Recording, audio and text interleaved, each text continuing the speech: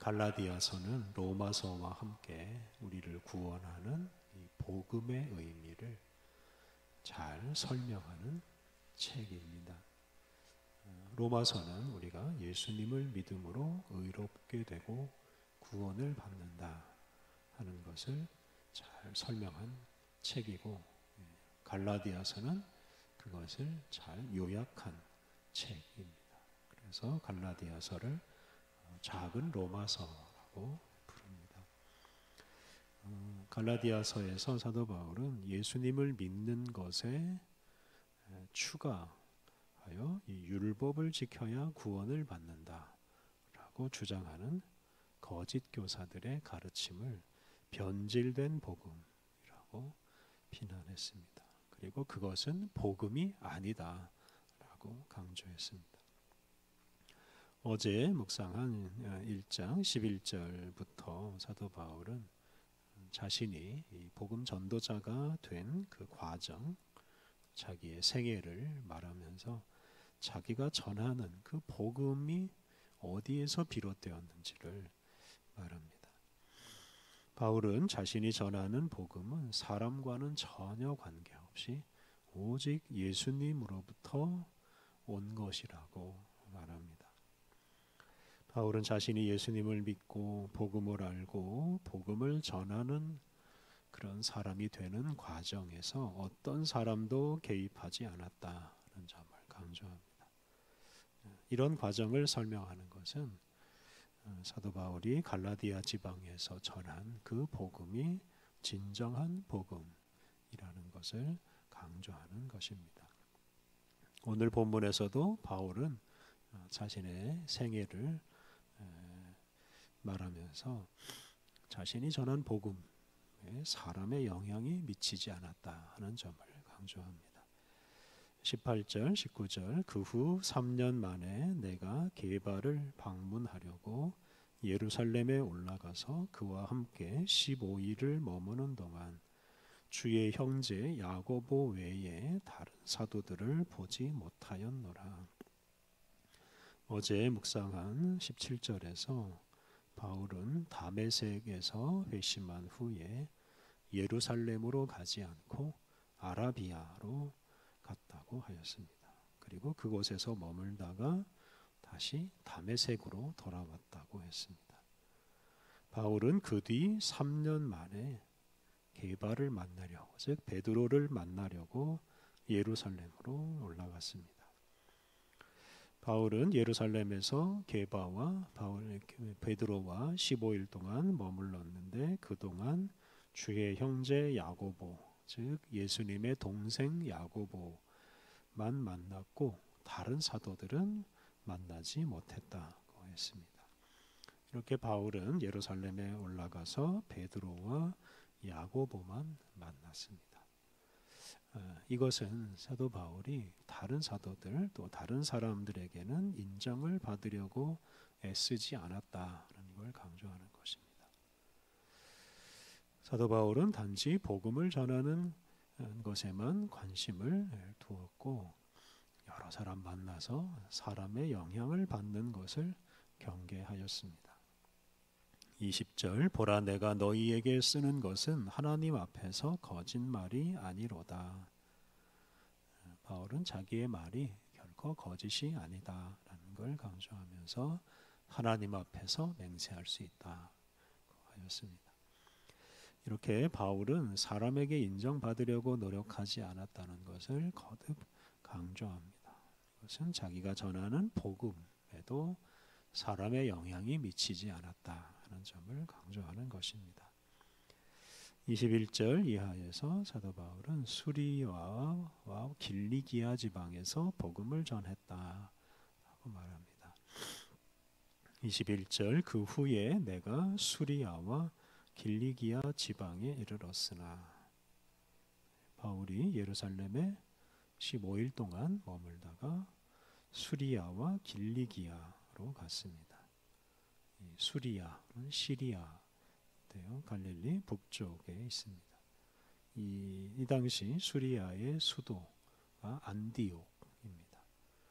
사도행전 11장 또 13장을 보면 바로 이 수리아의 안디옥에 이방인 중심의 교회가 세워지고 그 안디옥 교회 사람들이 처음으로 그리스도인이라고 불렸다 하는 이야기가 나옵니다.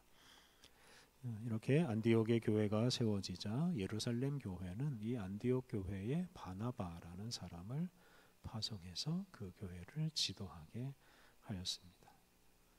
그런데 바나바는 혼자서 그 일을 하지 않고 사도 바울을 불러다가 이 안디옥 교회에서 함께 일하게 되었습니다. 이렇게 해서 사도 바울이 수리아 지방에서 복음을 전하게 된 것입니다.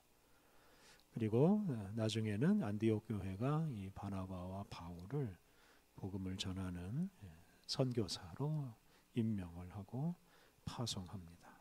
그때 사도 바울이 길리기아 지방으로 가서 복음을 전했습니다. 이렇게 사도 바울은 당시 교회의 중심이라고 할 수 있는 예루살렘으로부터 멀리 떨어진 수리아 또 길리기아 이런 지방에서 활동하며 복음을 전했습니다. 22절부터 24절은 이 수리아와 길리기아 지방 사람들의 반응입니다. 21절, 22절 그리스도 안에 있는 유대의 교회들이 나를 얼굴로는 알지 못하고 이 그리스도 안에 있는 유대의 교회들이란 이 유대인 중심으로 구성된 교회들을 말합니다.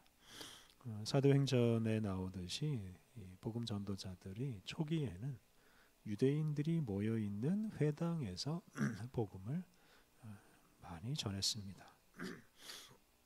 그러다 보니 이제 유대인 중에서 예수님을 믿는 사람들이 많았고 이 때문에 초기에 각지에 세워진 교회는 유대인 중심 교회였습니다. 그런데 그 유대인 그리스도인들이 사도 바울의 얼굴을 알지 못했습니다. 그만큼 교회 안에서는 바울이 알려지지 않은 것입니다. 바울은 예수님을 믿은 후에도 아라비아로 가서 은둔했고 또 예루살렘 교회 지도자들을 만나지 않았고 그래서 이 다른 그리스도인들, 이 유대인 그리스도인들에게 얼굴을 알릴 기회가 별로 없었습니다. 23절, 24절 다만 우리를 박해하던 자가 전에 멸하려던 그 믿음을 지금 전한다 함을 듣고 나로 말미암아 하나님께 영광을 돌리니라. 유대인 그리스도인들이 바울의 얼굴은 몰랐지만 바울이 전에 교회를 박해하였다는 사실은 다 알고 있었습니다. 바울이 아주 심하게 교회를 박해했고 그의 악명이 높았기 때문입니다.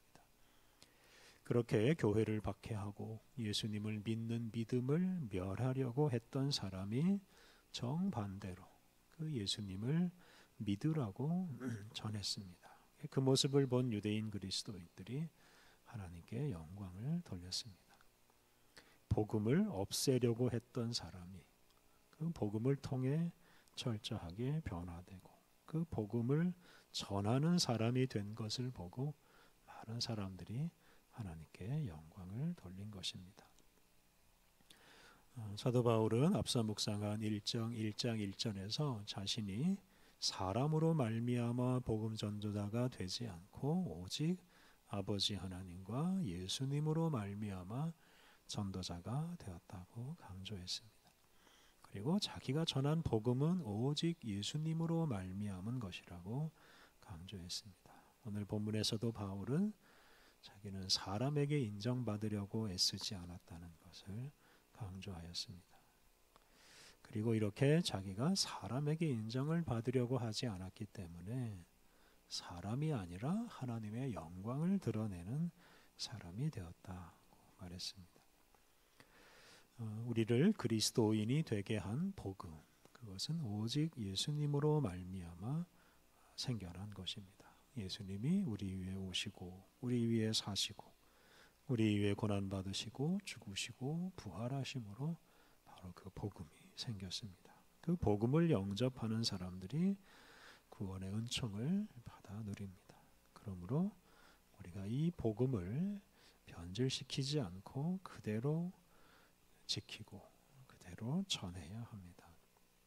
예수님을 믿는 것 말고 또 다른 것, 자신의 행위, 또 다른 사람을 의존하게 만드는 것, 이런 것들이 복음을 변질시킵니다. 그리고 그런 변질된 복음은 그리스도인을 타락하게 하고 교회를 망가뜨립니다. 그러므로 우리가 우리 자신이나 또는 다른 사람을 의존하지 않고 오직 복음이신 예수님을 믿고 살아감으로 우리가 교회를 바로 세우고 또 하나님의 영광을 드러내며 살아야 하겠습니다. 함께 기도하겠습니다. 복음을 통해 우리를 낳으시고 복음으로 우리를 양육하시는 하나님, 우리가 사람의 주장을 따르지 않게 하옵소서. 사람에게 인정받으려고 애쓰지 않게 하옵소서. 사람을 의지하지 않게 하옵소서. 오직 복음이신 예수님께 순종하고 오직 복음이신 예수님을 전파하게 하옵소서.